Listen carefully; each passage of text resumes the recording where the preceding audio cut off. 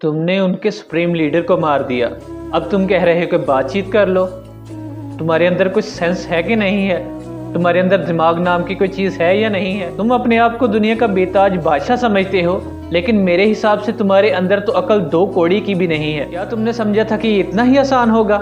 Venezuela समझ रखा था ईरान को? क्या तुमने ईरान की तारीख नहीं पढ़ी? क्या तुम्हें तुम्हारे एडवाइजर्स ने ये नहीं बताया था कि ईरान की कितने साल पुरानी तारीख है और वो अपनी पूरी तारीख में कभी किसी के आगे नहीं झुके? और तुम्हारी इतनी औकात कि तुम कहो कि ईरान तुम्हारे आगे घुटने टेक दे।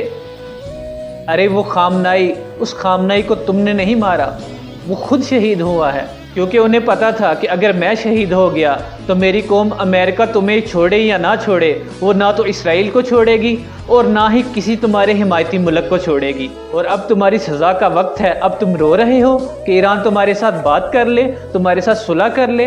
अब नहीं होगा, अब ये नहीं होगा। कल तक तुम गिनते थे ना, इंडिया तुम्हारे इतने त्यारे गिर गए, इतने त्यारे गिर गए, आज 6 हो गए, कल 7 हो गए, परसों 8 हो गए, फिर तुमने 10 बना दिए।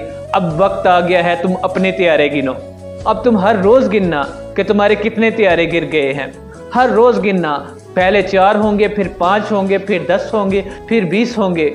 तुम गिनते जाओगे, लेकिन ये गिनती ख़त्म नहीं होगी। तुमने बहुत बड़ी गलती कर दी है ट्रंप। तुमने सुप्रीम लीडर को कत्ल नहीं किया, तुमने अपने लिए तबाही खरीद ली है।